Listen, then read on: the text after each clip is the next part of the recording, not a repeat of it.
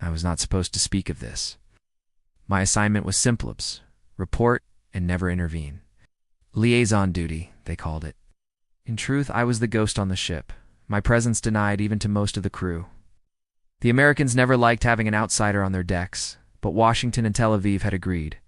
Certain waters required. Joint eyes. Coordinates were logged with bureaucratic precision. 25N, 71W, the heart of the so-called Bermuda Triangle. Officially, the USS Proteus was conducting hydrological surveys and anti-submarine drills. Unofficially, our orders spoke of anomalous electromagnetic activity and pattern recurrences that NATO could no longer dismiss as sailor superstitions. The briefing slides were clinical grainy sonar charts, vanishing blips, missing aircraft timestamps, that the air in the room was heavy, as though every man present already knew what the papers refused to admit. We were not charting the ocean. We were trespassing into something older. I remember the silence of that ship more than anything. It's not the kind born of discipline, but the kind that grows when men sense they are being watched. Conversations fell short. Laughter died quickly. Even the hum of the engines felt subdued, like the vessel itself was afraid of making too much noise. I wrote my notes in cipher, half technical, half personal. I logged barometric pressure, wave height, sonar pings. But in the margins, I recorded the way shadows clung to the bulkheads longer than they should. The way sailors glanced at reflective surfaces as if seeing faces that weren't their own. The Americans dismissed it as nerves. I had been trained not to dismiss. On the fifth night, just before midnight watch, the sea went glass smooth. The sky clear of cloud, moonless nevertheless, pulsed faintly, like the dome of the world itself was breathing. That was when I realized this was not a mission of surveillance. It was an offering, a test of what mankind could endure before breaking.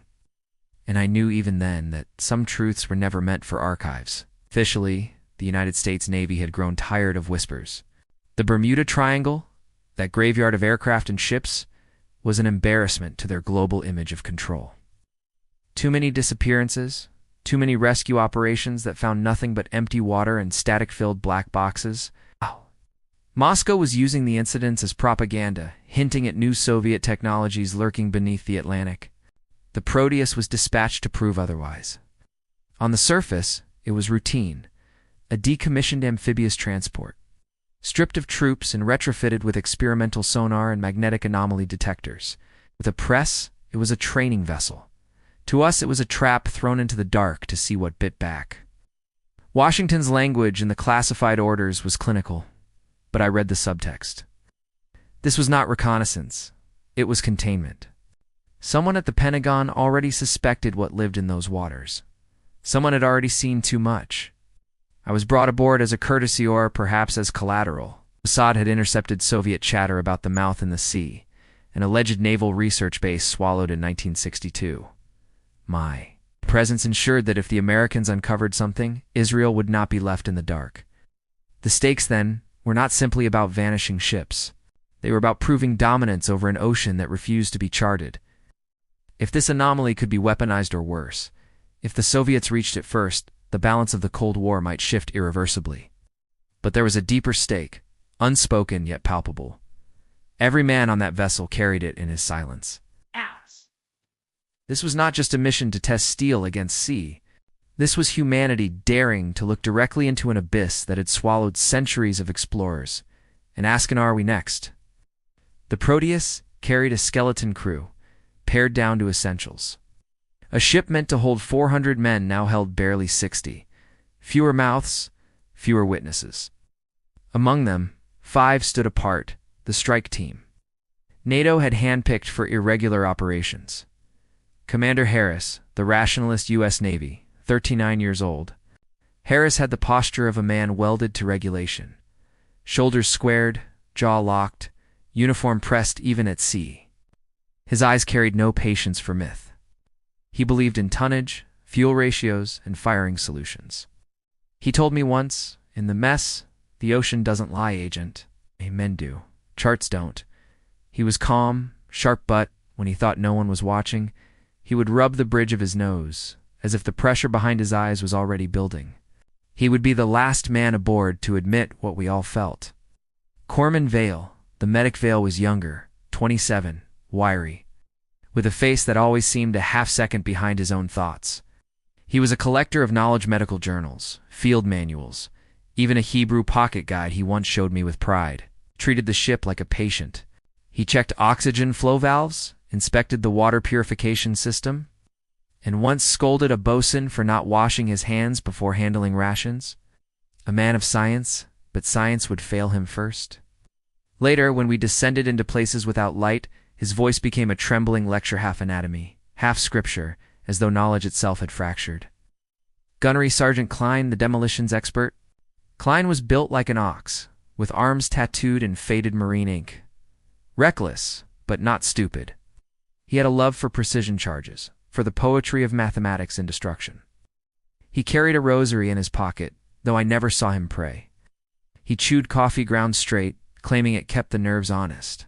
He joked too loudly, laughed at his own threats. But his eyes flicked constantly, toward the bulkheads as if measuring blast radius against walls none of us could see. He was a man who trusted explosives more than he trusted people. Petty Officer Alvarez's communications specialist Alvarez was quiet, analytical. He could strip and rebuild a radio set blindfolded, and I once watched him repair a failing antenna with nothing but copper wire and patience. He spoke fluent Spanish and English. With fragments of Portuguese he claimed he learned from old Caribbean sailors. He had a strange habit. At night, he would listen to static, not music, not voices, just the hiss of empty channels. I asked why. He said sometimes the static talks back. It was meant as a joke, but his tone suggested otherwise. Captain Doyle, the veteran leader, he was the anchor. Navy Special Operations 45, his hair already salted white. Doyle had been everywhere: Vietnam, Lebanon, the Arctic, and carried it all with a steady calm. He was not commanding this mission. Harris held that role. You're well. Doyle was there to advise, though everyone, even Harris, deferred to him when seas grew rough. He never spoke of family, but he polished his wedding ring every night before sleep. Quiet ritual. Perhaps the only thing tethering him to shore. When the storm broke over us, Doyle's courage steadied the crew, but courage could not shield memory from being rewritten. The briefing took place in the Combat Information Center, a dim space humming with machines that felt older than the men operating them. Fluorescent lights buzzed overhead, flickering in the way that makes every shadow feel deliberate. Commander Harris stood at the head of the plotting table, laser pointer tracing red arcs across the glowing map. The target zone was a triangle-shaped perimeter, vertices marked by decades of naval tragedy. He tapped each point with the precision of a man stabbing a knife into old scars. Operation Watchtower, he said. Primary objectives: run overlapping sonar sweeps, deploy buoys at marked grid squares, record magnetic fluctuations, and transmit live data to Norfolk. Secondary: identify by any means cause of anomalies affecting navigation in this sector. His tone was steady, but his eyes betrayed fatigue. He had studied the charts too long. Doyle leaned in, arms crossed, and tertiary. Harris hesitated. Then, survivability. To maintain operational integrity regardless of incident. That pause was heavier than the steel around us. Vale clicked his pen nervously, scribbling notes on oxygen storage levels and water reserves. Klein muttered something about science projects under his breath, though he checked his satchel of demo charges twice during the briefing. Alvarez didn't write. He just watched the comms feed scrolling across green monitors, his lips moving faintly as if rehearsing a reply. I was not permitted to speak, only observe. Yet in the silence that followed, my pen scratched 3 words into my cipher journal. We are bait. The team prepared in silence. Rifles were cleaned, checked, rechecked, radios calibrated, medical packs inventoried, even personal effects were stowed away with ritual precision. On military operations, this was normally at here. The motions felt less like preparation and more like men sharpening knives before walking into a temple. Klein whistled as he strapped explosives across his vest, but the tune faltered every few bars. Vale tightened straps on morphine injectors until his fingers blanched white. Doyle simply sat on the edge of his bunk, ring in one hand, folding knife in the other, polishing both with quiet care. At 0400 hours, the order came. We would deploy into the anomaly zone by first light. The Proteus moved under heavy cloud cover, engines vibrating low and constant. The The sea was unnaturally calm, the horizon sharp as a blade. Sailors who had been loud days earlier now spoke in hushed tones. Someone swore they saw lights below the waterline, pale glows that winked in and out like drowned stars. At 0517, the comms channel cracked with distortion, then cleared. Alvarez looked up from his headset, pale. "Signal interference," he muttered, but didn't explain further. Harris gave the command. "All stations, stand to." His voice carried no fear, only iron, but I could see his hand tremble when he adjusted his collar. We crossed into the marked grid square just as dawn broke, but the sun did not rise clean. It bled across the horizon in streaks of copper and violet, colors no sky should hold. Our mission had begun. The Proteus advanced at 12 knots into waters most sailors only spoke of in whispers. The logbooks recorded everything with clinical precision. 532, wind to knots. Bearing knee, 547 barometric pressure, 1011 millibars, steady. 6 o'clock surface water temp 26 degrees Celsius. Cold facts, neatly written as though the ocean cared for numbers. But standing on deck, those numbers meant nothing. The air carried a metallic bite sharp against the teeth, as if every breath was inhaled through iron pipes. The horizon seemed both endless and shrinking, a flat circle closing tighter the further we steamed. Naval vessels are never truly quiet. There is always the hum of turbines, the rush of water along the hull, the distant chatter of men. Yet as we cut deeper into the triangle, sound itself seemed strangled. Footfalls on deck rang louder, voices carried strangely, and when the wind did rise, it came not as a whistle, but as a low moan pressed against the steel bulkheads. Vale whispered to me once, during a sweep of the infirmary, "It feels like the air has been used already." He was right. Breathing below deck was heavy, damp, as if lungs were pumping something older than oxygen. By mid-morning, the first anomalies appeared. Alvarez tapped at his comm station, frowning. "Multiple echoes," he muttered, replaying a sonar ping. On the screen, the pulse returned not once, but 3 times, layered. Staggered like the ocean floor was answering from different eras, Harris dismissed it as interference. At 8:15, the ship's compass spun slowly, one full rotation, before settling again. No alarm sounded, no one spoke. The helmsman tightened his grip on the wheel, but kept course. "Report deviation," Harris barked. His tone was firm, yet I caught the flicker in his eyes, the recognition that deviation had not been possible. Klein was the first to see them. He had stationed himself aft, smoking against orders, staring at the foamy churn of the wake.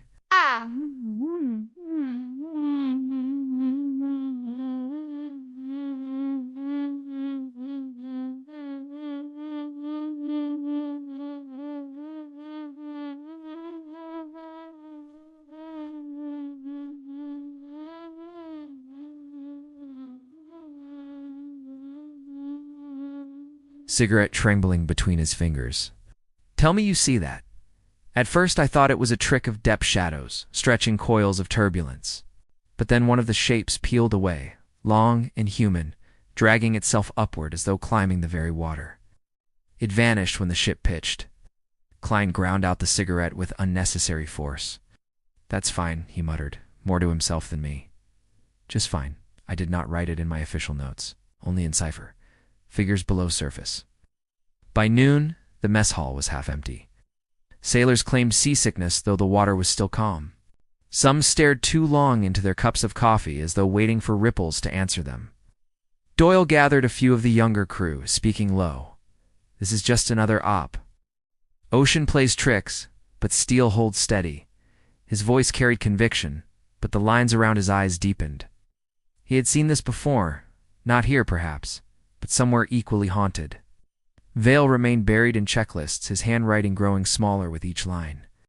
Alvarez stopped listening to orders entirely, headset pressed tight, lips moving faintly. Later. I leaned close enough to catch a phrase. Not English. Not Spanish. Sound like syllables reversed.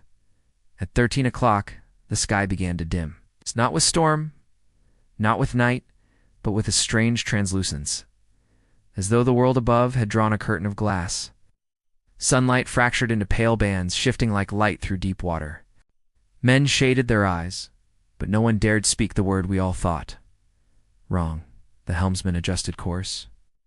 Steady as she goes, Harris ordered, though his knuckles whitened on the chart table.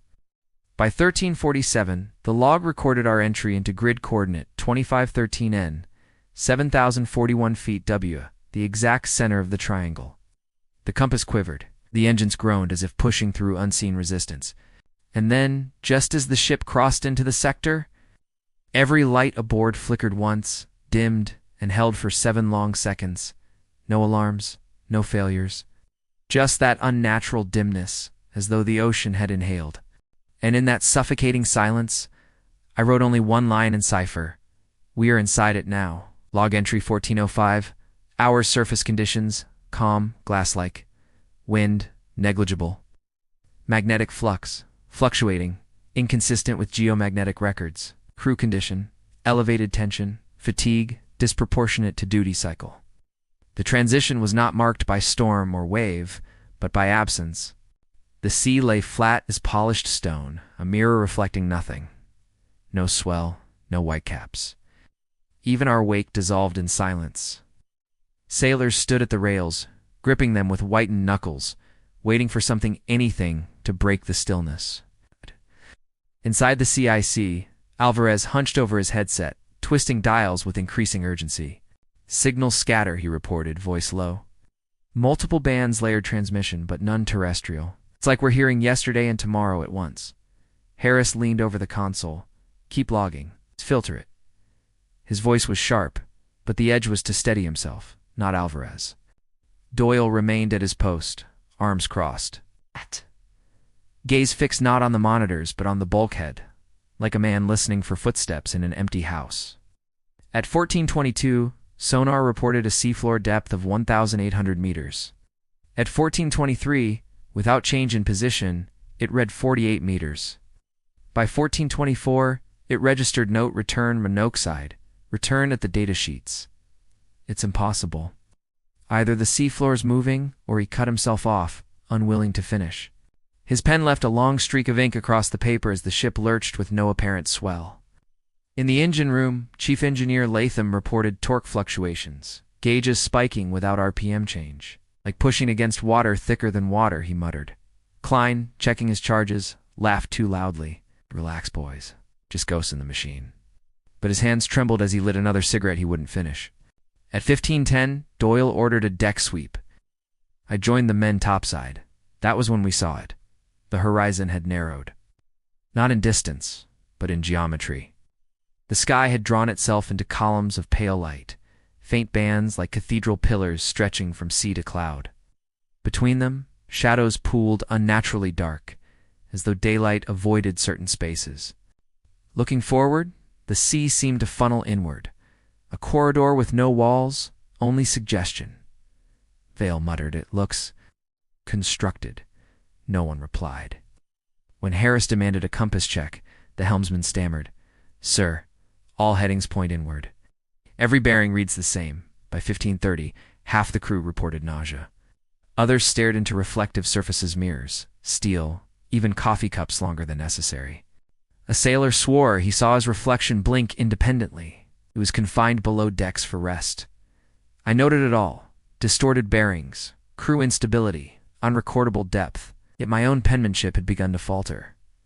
Words bent on the page. One entry I cannot explain. Between my notes appeared 3 lines I did not write, scripted in faint graphite, letters, angular, precise.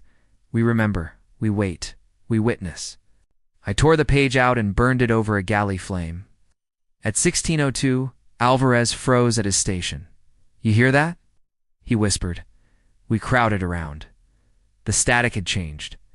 No longer random hissed pulsed, steady, rhythmic, like a heartbeat amplified through kilometers of water. Between the beats, a whispering cadence threaded through, layered voices, indistinguishable yet calling names. Oh, mine was among them. Klein ripped the headset off. "Screw this," but Alvarez's hand shook violently, his knuckles white as he reached to put it back on. Doyle stopped him with a hand on the shoulder. "Not again. Not now." The whispering faded, leaving only the drone of equipment. Yet the silence that followed felt heavier than the sound. By 17 o'clock, the ship was no longer navigating the Atlantic. It was navigating something else, a construct of sea and sky that obeyed no chart, no compass, no law. And though Harris barked orders, though the crew clung to procedure, we all knew we had already crossed the threshold. Log entry, 17:15 hours buoy deployment initiated. Sonar sweep, negative return. Crew status. Operational elevated fatigue noted. Commander Harris insisted on procedure. His voice cut through the CIC like steel on glass. We stick to protocol. Equipment doesn't lie. The ship obeyed, though unease spread like oil on water. Klein supervised buoy deployment from the stern deck. The orange capsules were lowered into the black mirror of the sea, one by one, their strobe lights blinking faintly. Normally, they would bob with current. Here, they hung suspended, barely moving, as if the ocean's surface were gelatinous. Vale recorded oxygen saturation in the infirmary, perfectly normal. According to his meters yet, every man reported shallow breath and pressure in the chest. He made a joke about mass hysteria, but his voice trembled enough to betray him. Doyle walked the decks quietly, hands clasped behind his back. He spoke to sailors by name, grounding them with the calm gravity of a man who had weathered darker waters. Yet his gaze lingered too long on the horizon, where bands of light continued to shift like ribs of an immense cage. Alvarez attempted a full sweep at 1740. The CIC went silent as the ping radiated out. We waited for the return, and waited. Nothing came back. No contacts, no bottom, no scatter, Alvarez muttered, his brow furrowed. It's not silence, it's refusal, Harris snapped. Run it again. The second sweep returned something but not a shape. Smear across the screen, dense, irregular, as though the ocean itself had absorbed and spat back the signal in pieces. It's like trying to sonar through smoke, Alvarez whispered. The crew clung to routine with desperate precision. Galley cooks served dinner at 1800 on schedule, though few ate. Klein dismantled and reassembled a demolition charge 3 times before locking it away, muttering about control.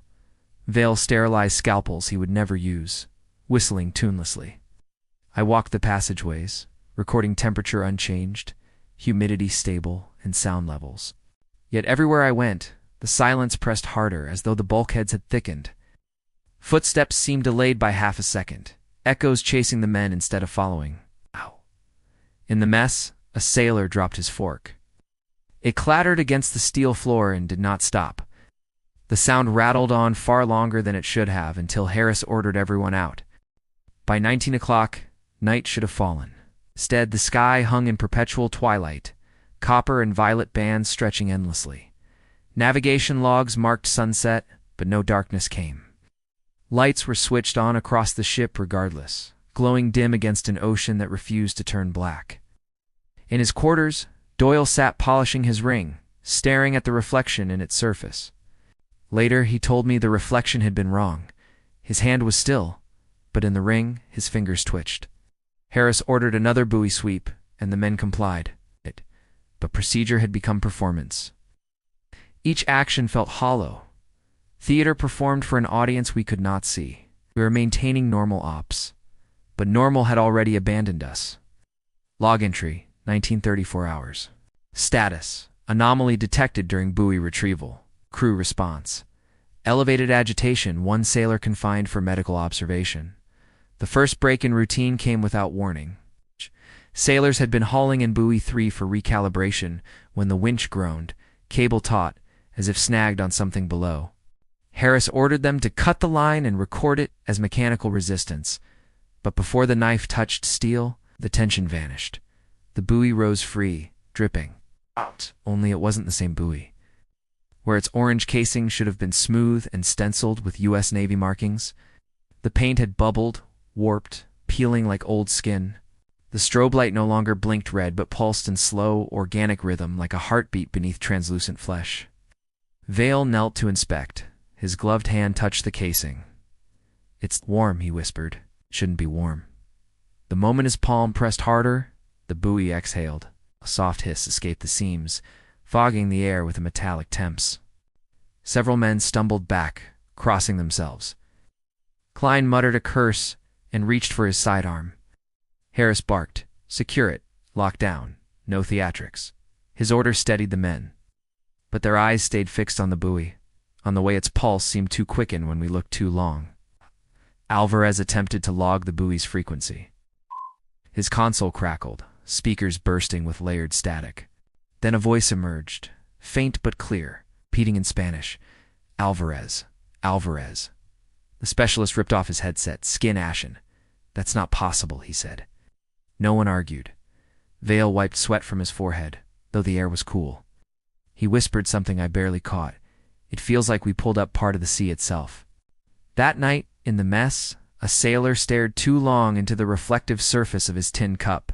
He screamed suddenly, hurling it across the room. When Doyle restrained him, the man shouted. It smiled at Emmett, smiled before I did. He was confined below, sedated.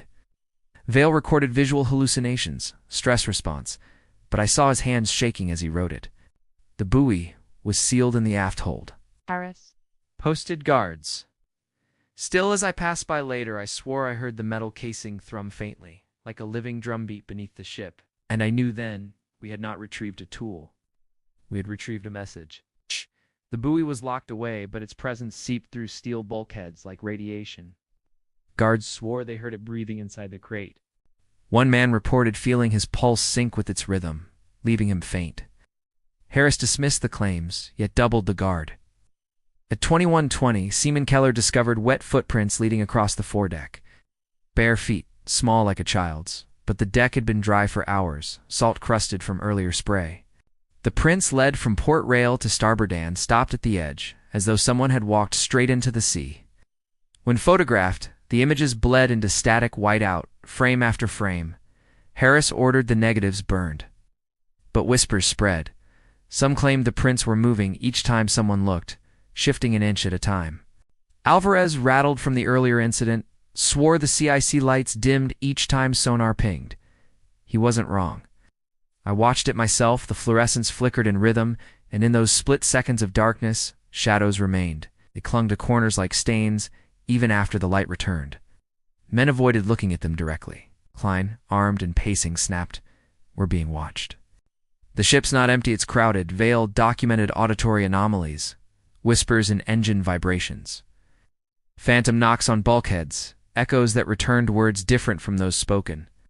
One sailor, attempting to radio-base command, received only garbled fragments of his own voice, delayed by 30 seconds, then layered with laughter that was not his own.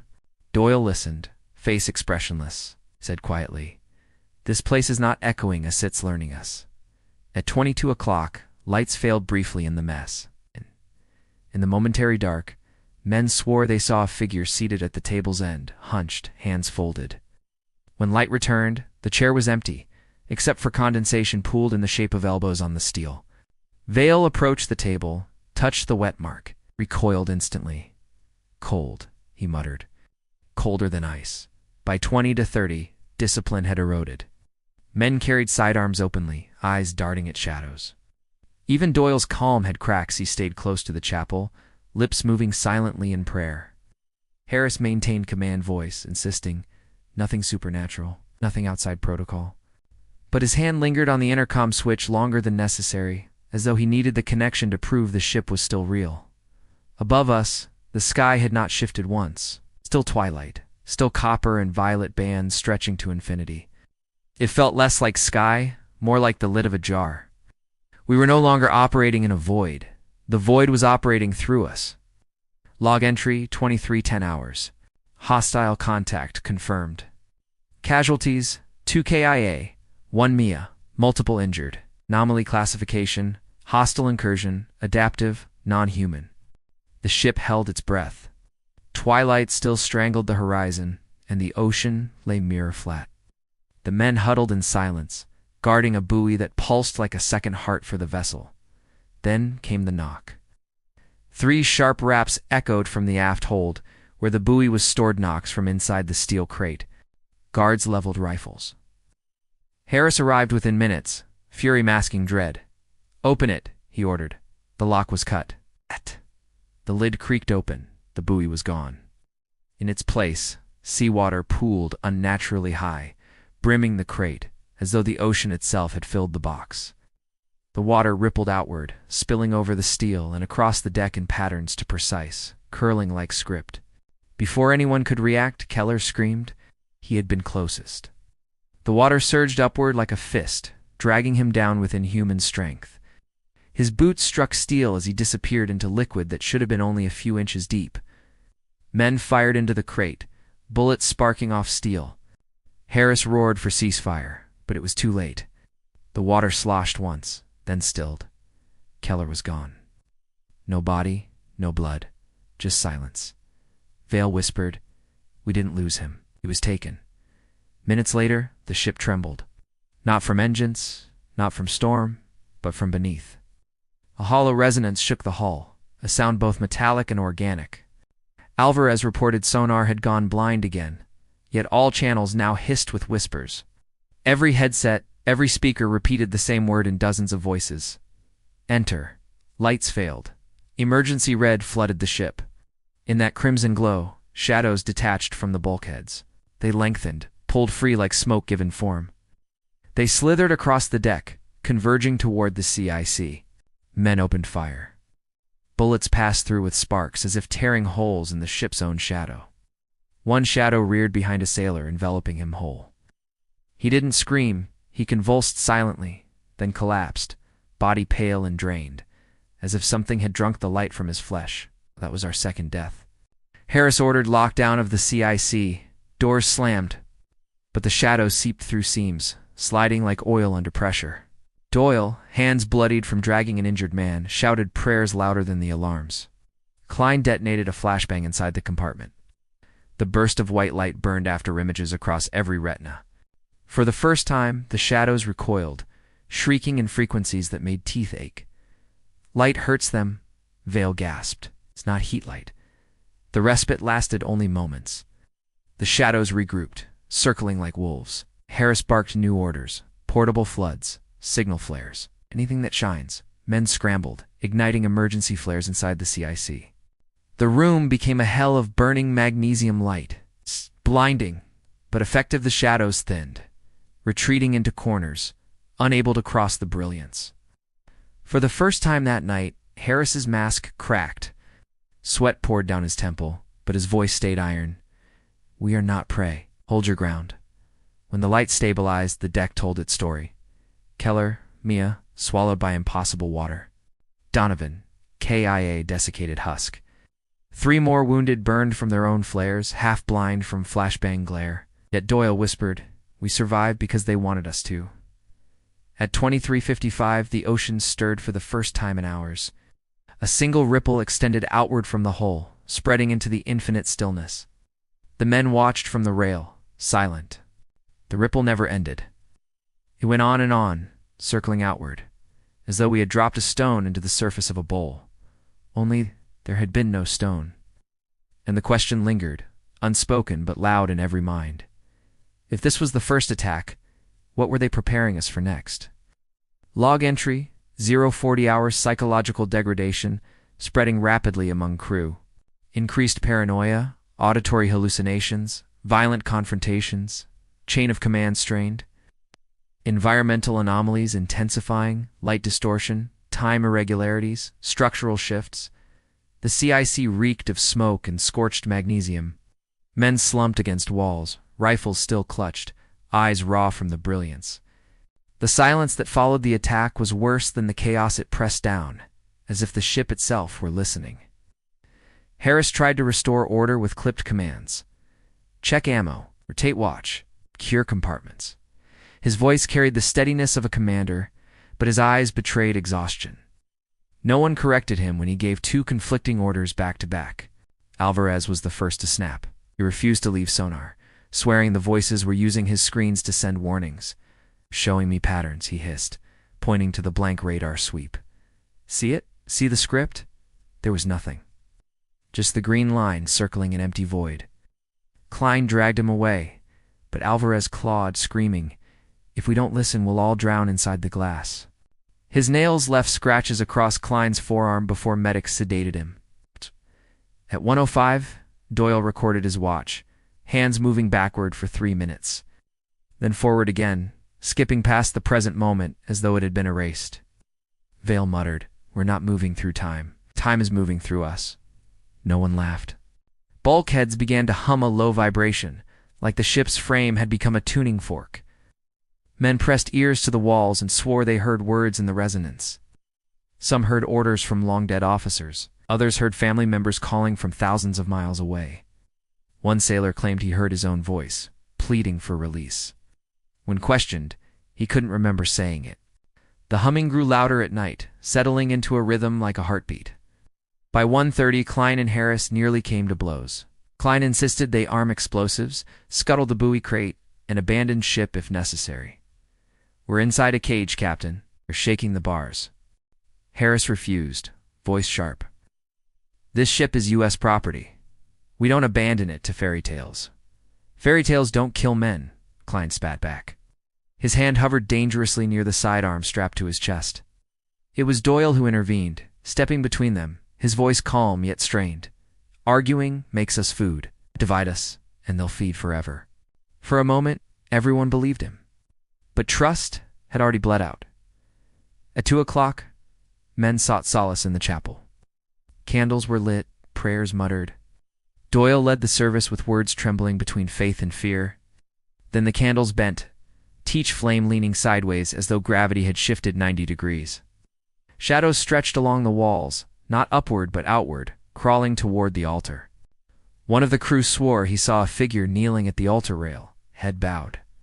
When lights were raised, there was no one, only the smell of seawater. Doyle fell silent mid-prayer, sweat shining on his brow. He whispered, "They've been worshipped before."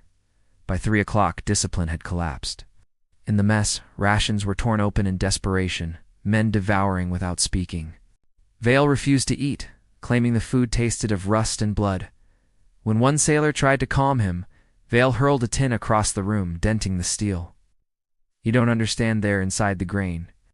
They want to grow in us." It took 3 men to restrain him. He laughed as they pinned him, voice high and wild. "What year is it? Tell me. What year?" No one answered. Not because they didn't know, but because suddenly no one was sure. At 3:20, the ship changed. Corridors seemed longer.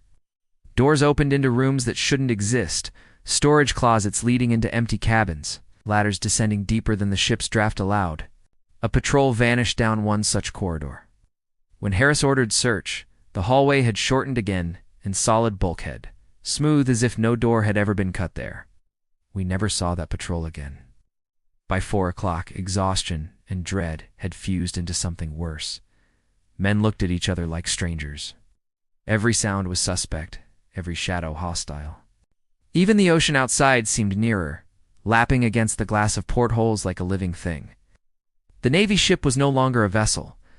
It was a labyrinth, and we were rats gnawing at steel, while something vast and patient circled outside.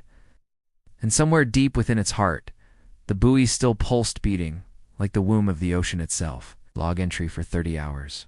Entity manifestation. Confirmed visual contact. Form unstable, non-Euclidean. Casualties 1 KIA, 2 incapacitated. Morale collapse near total.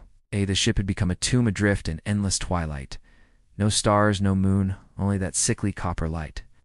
By then, men moved through corridors like sleepwalkers, eyes glazed, weapons heavy in hands they no longer trusted. Vale was the first to hear it, a low moan rising through the deck plates like a whale song, inverted and stretched across miles. The sound pressed on lungs, made breaths shallow. Then came the vibration, the hull shuddering, not from impact, but as though something vast brushed past in the dark water. At 4:42, sonar screens bled into static. Alvarez, barely conscious after sedation wore off, began to weep. "It's here. It's rising." The deck tilted. Not a swell, there were no waves. Something underneath was lifting us. Ship groaned, metal flexing. Men staggered to the rail. The sea opened. It wasn't surfacing like a creature breaching water. The ocean simply peeled away, layers folding outward like curtains. In the void beneath, shapes moved, possibly tall, impossibly thin. Their outlines shifted with each blink, sometimes skeletal, sometimes fluid, sometimes a lattice of glowing glyphs. One form rose higher than the ship, taller than the mast, its head bent, though head was inadequate, a geometry of angles collapsing inward, a face with too many hollows. Every man who looked directly at it stumbled back, gagging as if their eyes were drowning. Then it spoke. Not in sound, not in vibration, but in recognition. A word erupted simultaneously inside every skull, as though we had always known it. Remain. The command knocked several men unconscious. Harris gripped the rail until knuckles whitened. "We're not yours," he croaked, though his lips trembled with the effort. Hale fell to his knees, clutching his ears, though there was no noise. "Knows my name. Saying my name." Chaos broke. Men scrambled below decks, desperate to hide. That was when the ship changed again. Passageways stretched, corridors twisted like intestines. In one hallway, the entity appeared not as towering geometry, but as a condensed figure, pale, humanoid, flickering like film on fire. Ow. It stalked 3 sailors retreating to the armory. Klein engaged. He lobbed a frag grenade, shouting, "Back to hell with you." The explosion rocked bulkheads, shattering lights. Smoke cleared. The thing stood untouched. Worse, one of the sailors beside Klein had vanished, erased. Not killed, not wounded, simply absent, leaving only boots smoking on the deck. The remaining sailor panicked, firing wildly. Bullets slowed midair, hanging like insects in amber, before melting into droplets of molten brass. They splattered harmlessly against the floor. The entity's arm, if it was an arm, extended, brushing across the sailor's chest. Skin and bone dissolved like sand in water, collapsing inward until the man crumpled into nothing but his uniform, still warm. That was our 3rd confirmed death. Klein staggered back, ash streaking his face, whispering, "We can't fight this. We can't fight this." Doyle, gripping a flare like a crucifix, thrust the burning light forward. For the briefest instant, the figure flickered, edges fraying, shape dispersing like smoke. It withdrew, not defeated, but disinterested, as if merely pausing a game. The corridors shrank back to normal length. We were left in silence, breathing smoke, hearts hammering in a rhythm that was not our own. Harris gathered us in CIC, eyes burning with disbelief and rage. "We've made first contact," he said flatly. "Not alien, not divine, something else. And it knows we're here," Vale whispered, rocking on his heels. "It doesn't just know us, it remembers us. Like we've been here before." No one contradicted him, not because we believed him, but because some part of us already knew it was true. Log entry. 6:10 hours entity contact sustained. Crew exhibiting alterations. Cognitive, physical, metaphysical. Reality distortion confirmed. Temporal loops, spatial warping, anomalous physics. Mission integrity compromised. The ship had become less a vessel than a wound. Steel groaned, bulkheads breathed, and the sea pressed against us, not as water, but as consciousness, waiting, patient, curious. Harris ordered lockdown, but the command meant nothing now. Doors shifted where they led. Hallways opened into themselves. We were prisoners in a maze that rebuilt itself with each step. At 6:20, Alvarez returned to his console, though his pupils dilated unnaturally wide, almost eclipsing the iris. He worked with fevered precision, hands shaking as he tuned radios across bands no Navy had charted. Static rose into layered voices, syllables echoing in a language that bent the ears. The crew shivered, covering heads, but Alvarez only smiled faintly. "They're speaking through me," he whispered. When Harris tried to pull him away, the console crackled and Alvarez's mouth opened without his own intent. A deep, harmonic voice emerged, vibrating the steel. "The line is open. Do not close it." Every light in CIC pulsed in rhythm with the voice.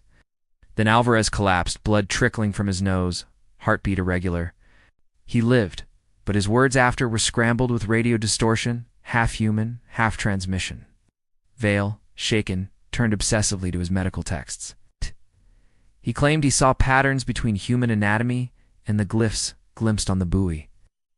"Arteries align with their script," he muttered, drawing frantic lines across diagrams. When treating a burn victim, he stitched, not in sutures, but in symbols, curves, and lines that glowed faintly before fading. The man's wound sealed instantly, skin too smooth, too pale. At first we thought it a miracle. Then we realized the patient no longer blinked. His pupils had narrowed into vertical slits. Vale wept, but continued working, his hands trembling. I didn't heal him, I rewrote him. The chapel became Doyle's refuge, but also his undoing. He claimed the entity answered prayer, not with salvation, but with attention. We found him kneeling, eyes rolled back, muttering in alternating bursts of Latin, Hebrew, and something none of us recognized. His hands were scarred with candle burns, yet he did not flinch. They'd been worshipped before, he rasped. Every altar points here. Every prayer ends here. When Harris tried to drag him away, Doyle looked through him and whispered, Captain, grew already promised. Klein grew reckless, pacing decks with satchel charges, swearing he'd blast the ship apart if ordered. But the explosives betrayed him. 7:15, one charge detonated prematurely, not from timer or trigger, but spontaneously, blooming like a flower of fire. The blast did not damage steel. Instead, it opened a hole into nothingness. A black tear rimmed with violet light, sucking air and debris into its maw. Klein was nearly dragged through before men pulled him back. His arm brushed the edge of the void. When we looked, it was gone, his entire left arm, cut clean at the shoulder. No blood, no pain. Just absence, as though he'd been edited. He stared at the stump, pale and shaking. It's still moving, he whispered. I can feel it moving out there. At 7:40, time unraveled. Watches spun backward, then froze. Men reported déjà vu so strong they finished each other's sentences in perfect synchrony. In CIC, we heard bootsteps in the corridor, running. Harris opened the door. The patrol burst in, gasping. But we froze. It was the same patrol that had vanished hours earlier, faces pale, uniforms soaked. They collapsed to the floor, wheezing seawater. Before we could react, they decayed, skin sloughing, uniforms rotting, collapsing into heaps of bones older than our nation itself. Dog tags crumbled to dust in our hands. Dell whispered. They came back from another loop, at ours. By 8:10, twilight fractured. The horizon bent upward, curving into itself until the sky resembled a dome of cracked glass. Light bled through fractures, spilling colors unseen by human eyes. The ocean beneath mirrored the sky, but slightly delays, though reality was replaying itself half a second late. Looking too long caused nausea, migraines, even seizures. One sailor screamed, "We're inside the reflection. We're not on Earth anymore." His words made too much sense. By morning, half the men displayed symptoms, eyes reflecting light where there was none. Skin faintly inscribed with symbols beneath the flesh, pulsing like veins. Voices echoing a beat late, repeating words never spoken. Harris held his composure, but even his reflection betrayed him. Mirrors showed his face a few seconds behind, watching us with grim awareness. By 9 o'clock, sleep was impossible. Even blinking risked visions, drowned cities, towers of coral carved with symbols, fleets of ships circling endlessly. The buoy pulsed louder with each hour, synchronized to the heartbeat of the crew. I feared that soon our bodies would not belong to us at all. We had entered the triangle as sailors, and we were becoming its language. Log entry, 10-15 hours. Entity manifestation. Total. Ship integrity. Compromised. Survivors. Dwindling. Reality collapse imminent. The triangle no longer circled us, it swallowed us. The horizon folded inward, sealing shut like the iris of an eye. The ship floated not on ocean, but on a black mirror, reflecting stars that did not belong to our sky. The buoy throbbed on its own, no longer contained in the crate. It hovered above deck, dripping seawater that hissed like acid against steel. Symbols crawled across its surface, rearranging themselves each second as though spelling our names. 10:30, the sea split apart. Not waves, not storm-man opening, a wound in the world itself. From the rift rose structures, coral spires fused with metal, ships broken and rebuilt into alien scaffolds. Lights flickered in their depths, thousands, like cities drowned long ago, but still alive. And through the rift, they came. Shadows first, no longer formless, but shaped, tall, skeletal figures walking on the surface as though it were stone. Their eyes glowed with cold phosphorescence, fixed on us without blinking. Behind them loomed a greater shape, vast as a mountain, visible only in fragments, a hand brushing the sea, an eye staring through clouds, ribs like broken towers. Every man dropped weapons. Instinct screamed. This was not battle, it was judgment. The largest shadow stepped onto the deck. Its feet left no dents, but every rivet groaned, every light flickered. Men collapsed to their knees, some vomiting, some praying. It extended one limb, brushing Harris's chest. He froze, rigid eyes wide. His reflection in the CIC glass stepped out of sync, turning to us while his body remained motionless. The reflection spoke first, mouth moving before sound arrived. The vessel is opened. When sound caught up, Harris screamed, voice breaking, eyes bleeding. His body collapsed, but his reflection remained, walking among us, commanding us with his tone. Klein, bleeding and half-mad from the loss of his arm, strapped explosives around his waist. "If it wants us, it'll choke on me," he roared, sprinting at the figure. The explosion tore through the deck flame, steel, shrapnel. For an instant, silence. Then the fire froze, suspended mid-air, petals of flame unmoving, bright as glass sculpture. Within it stood the entity, unharmed, studying the suspended blast as though curious. It tilted its head, then released the fire, which collapsed into embers that fell harmlessly at our feet. Klein was gone, not even ash remained. At 11 o'clock, physics failed. Gravity shifted sideways, men sliding along walls as though the ship were capsizing in invisible seas. Time stuttered, conversations repeated, actions reversed, then snapped forward again. Vale's skin split open along old surgical scars, revealing glowing glyphs etched into muscle. He screamed, clutching himself, shouting fragments of languages none of us knew. Phoenician, Akkadian, not human. Alvarez's mouth transmitted pure static, drowning the CIC in white noise. Radios melted, wires burst. His body convulsed like an antenna struck by lightning, yet he did not die, he simply broadcast. Through the noise, the entity's thought pressed into us. Not words, but the feeling of inevitability. We understood. It did not want to kill us. It wanted us to join. To shed flesh and history, to become syllables in its endless language of the sea. Men crawled toward it willingly, arms outstretched. Doyle tried to hold them back, voice ragged. "No. That path isn't salvation, it's erasure." But even he faltered, staring into the glyphlet void beyond the rift. His lips formed prayers, but not in any tongue known to Earth. In the chaos, alarms blared. One system still worked. The emergency reactor scram. Harris's reflection, walking among us, whispered, "Run." We didn't question it. Perhaps the last echo of the real Harris guided us. Perhaps the triangle mocked us. Either way, we obeyed. We staggered 2 lifeboats, sirens screaming, steel tearing as the ship bent inward like paper. As we cut loose, the last thing we saw was the buoy rising higher, merging with the entity's chest, becoming an organ in its impossible body. The ship folded around it like foil, collapsing into the rift. The horizon sealed. The sky returned to pale daylight. We were alone on the ocean, drifting in silence. Log entry, 11:45 hours status, abandoned ship. Survivors, 7 confirmed. Primary vessel, lost to anomaly. Objective, return to charted waters. The lifeboats hit water like stones, splashing salt into our mouths. The sea was chimeried like glass. Behind us, the destroyer twisted upon itself, bulk collapsing in slow motion, not sinking, not breaking, folding.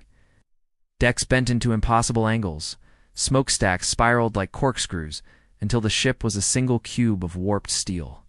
Then it slipped beneath the surface without ripple. No one spoke. The silence was thicker than any storm. We counted heads. Doyle, Vale, Alvarez, O'Hara, Mason, Chen, and myself. 7 from a crew of 93, Harris, whatever Harris had become, was gone. Klein erased. Others either absorbed, dissolved, or vanished in ways we couldn't explain. Doyle gripped the tiller, eyes bloodshot, hands trembling. "We row east," he muttered, "east until the sun burns our backs. Don't stop, don't look back." But east didn't exist anymore.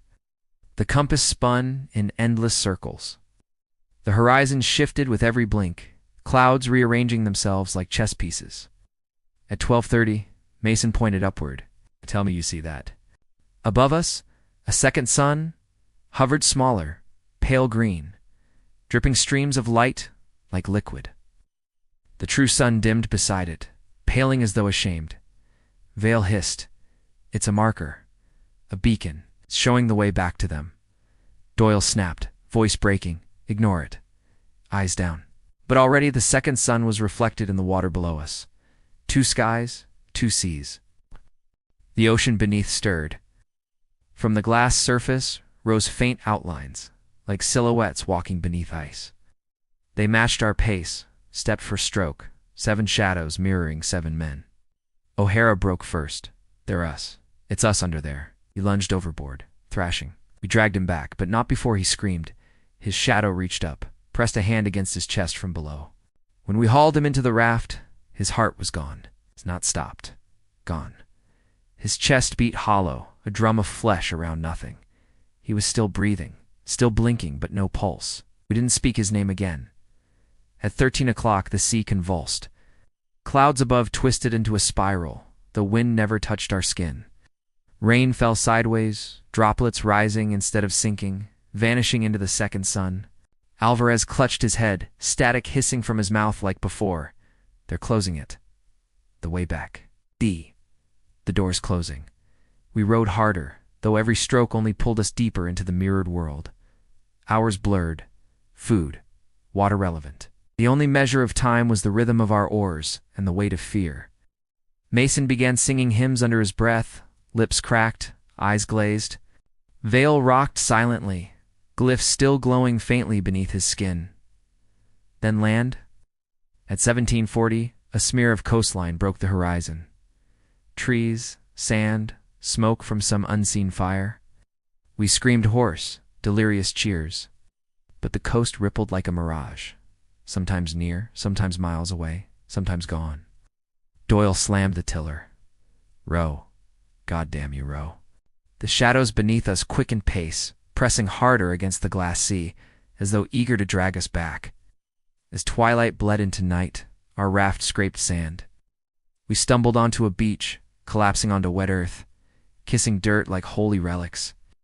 Behind us, the sea went still, shadows vanishing into its depths. But when we looked inland, the trees were wrong. Branches bent into spirals. Smoke from unseen fires formed symbols in the air. The stars overhead arranged themselves into eyes, watching, unblinking. We had escaped the ship, but not the triangle. Field debrief draft. Redacted location. Uncharted Island. 14N. 61W opening, parenthesis APPROX, dot closing parenthesis, survivors. 6 functional, 1 compromised. O'Hara walked with us, breathed with us, spoke in whispers, but there was no heartbeat inside him. When he removed his shirt, his chest sank in slightly, as though his body had forgotten the blueprint for muscle and bone.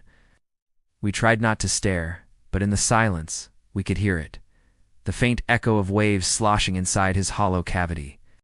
At night, he sat apart from us, tapping his chest with a finger as though trying to coax something back. The glyphs on Vale's skin pulsed like veins of fire, began speaking in bursts, reciting fragments of knowledge that could not be his. Medical procedures from centuries past. Formulas for weapons long outdated, prayers and languages no human had spoken in millennia. When Doyle asked him who he was quoting, Vale stared blankly. I don't know, he whispered. I just remember. It was not memory. It was invasion. Alvarez's voice was gone. Each attempt at speech produced not words, but tones low bursts of static, modulating like radio signals. Sometimes, if we listened closely, the static formed patterns almost like messages. Once, in the middle of the night, his broken voice repeated coordinates none of us recognized. The worst part, he wept silently when he tried to say his daughter's name, but all that emerged was white noise. Don Mason stood on the beach and screamed. His left arm was gone, vanished clean at the shoulder. No wound, no scar, no blood. Just absence, as though reality had clipped him like film from a reel. He swore he could still feel the arm, flexing phantom fingers that no longer existed. He claimed he felt something still holding his missing hand, something pulling, even across dimensions. Our veteran leader Doyle held us together through every impossible step. But when we reached the sand and caught our breath, he looked around with dull confusion. "Where's the ship?" he asked. "What mission?" The triangle had left him intact but hollowed his mind. His memory had been rewritten, replaced with a fiction of an empty sea. He would never believe what had happened, even as the proof stood screaming around him. I cannot yet describe what has happened to me. My reflection does not match my movements. In the water's surface, I smile when I do not. I turn my head, and it lags behind by a fraction too long. I am writing this, but even as the words form, they change when I read them back. We had escaped. But each of us was no longer ourselves. Oh. Debrief location: Naval Intelligence Quarantine Facility. Norfolk date: redacted. Survivors arrived. 6 status: contained, processed, reassigned. The rescue came to Isley. A patrol cutter just happened to locate us within 12 hours of landfall. Though our compasses had been dead and our signal flares swallowed by the sky, the crew that greeted us wore gloves, masks, and eyes that never betrayed surprise. "Welcome back," one officer said flatly, as if he had been expecting us. We were loaded into blacked-out vans, escorted to the facility in silence. No one asked us what happened. No one allowed us to speak. The debrief room smelled of disinfectant and old paper. One by one, we were separated, sat beneath buzzing fluorescent lights and handed forms. "Describe the incident," the officer commanded without looking up. I wrote the truth about the folding ship, the twin suns, the shadows beneath the sea. When I handed the pages back, he nodded once, slid them into a folder marked classified, and then handed me a typed report already prepared. "Sign here," he said. The report described an engine fire, systems malfunction, evacuation procedures carried out with minor casualties. I protested. "This isn't what happened." He met my eyes for the first time, expression still empty. "It's what will be remembered." Vale's glyphs were photographed, then scrubbed with chemicals until his skin blistered. They still glowed faintly beneath the scarring. He was transferred to a medical research division. Alvarez was wired to machines, his static voice monitored as though it were a signal beacon. I saw technicians writing down fragments, nodding grimly. He was never released. Mason, missing his arm, was fitted with a prosthetic he couldn't feel. He stared at it constantly, muttering that the real one was still being held out there. They reassigned him to a psychiatric wing. Non-combat O'Hara's hollow chest fascinated them most. Doctors tapped on his ribcage like a drum, listened to echoes that didn't belong to any body. He was sedated daily, transferred somewhere we were not told. Doyle smiled like nothing had happened. He asked for coffee, joked with guards, filled out his report describing a quiet patrol with no engagements. They rewarded him with early retirement, a clean slate, and a new house in Virginia. They didn't know what to do with me. My reflection lagged in the two-way glass. Cameras froze when I entered frame. When I spoke, playback tapes caught phrases I never said. Each attempt to write a truthful account twisted itself before my eyes, words rearranging, sentences rewriting. Even now, as I write this, I can feel letters bending. Out. The officer leaned close, whispering so softly the recorder wouldn't catch. "Don't fight it. Your testimony is already obsolete." Our names were erased from ship logs. Families received letters citing a boiler accident. Compensation was processed. Closed caskets were buried, though most bodies had never been recovered. The files or true reports were sealed in a wing of archives that officially does not exist. We were not survivors. We were contaminants to be repurposed.